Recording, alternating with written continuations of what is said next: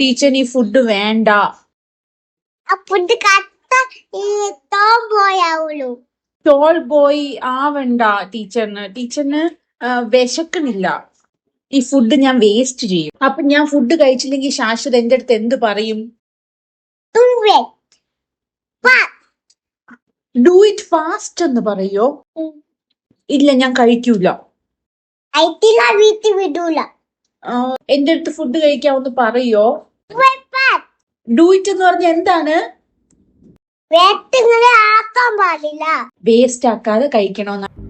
3 വയസ്സുള്ള ശാശ്വതിന് ആഹാര സാധനങ്ങൾ കളയുന്നത് ഇഷ്ടമല്ല. ആരെങ്കിലും ആഹാരം കളയുന്നു എന്ന് പറഞ്ഞാൽ, ആഹാരം വേസ്റ്റ് ചെയ്യുന്നു, ഫുഡ് വേസ്റ്റ് ചെയ്യുന്നു എന്ന് പറഞ്ഞാൽ അവൻ വയലന്റ് ആവും. അങ്ങനെയാണ് ഞങ്ങൾ അവനെ പഠിപ്പിച്ചിരിക്കുന്നത്. ആരെങ്കിലും ഫുഡ് വേസ്റ്റ് ചെയ്യുന്നു എന്ന് പറഞ്ഞാൽ ഉടനെ അവൻ പറയും ഡു ഇറ്റ്. ഡു ഇറ്റ് അല്ല, ഡു ഇറ്റ്. ചെയ്യൂ, കഴിക്കൂ. അപ്പൊ ഇതിൽ നിന്ന് നമുക്ക് എന്ത് പഠിക്കാം?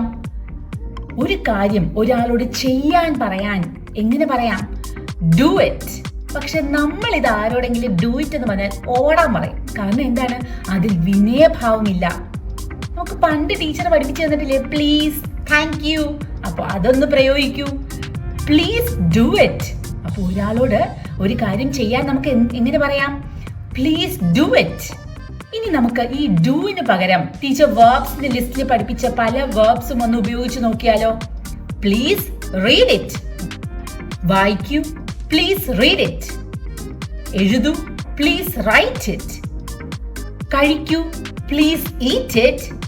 കുടിക്കൂ, പ്ലീസ് ഡ്രിങ്ക് ഇറ്റ്. അപ്പോ എന്താണ്? പ്ലീസ് ഡു ഇറ്റ് അല്ലെ? ഇനി ഇറ്റിന് പകരം നമുക്ക് വേറെ എന്തെങ്കിലും പ്രയോഗിക്കാം. Please write your homework. Please read that book. Please eat the salad. Please drink water. English എളുപ്പമല്ലേ? അപ്പൊ ഒന്ന് പ്രാക്ടീസ് ചെയ്തേ. ആദ്യം പോയി ആ വേർബ്സ് ഒന്ന് പഠിപ്പിച്ചിട്ട് വന്നേ. 12 വീഡിയോസ് ഉണ്ട് വേർബ്സിന്റെ, നല്ല കൃത്യതയോടുകൂടി പഠിച്ചിട്ട് വന്നേ. So, please do it. Bye-bye.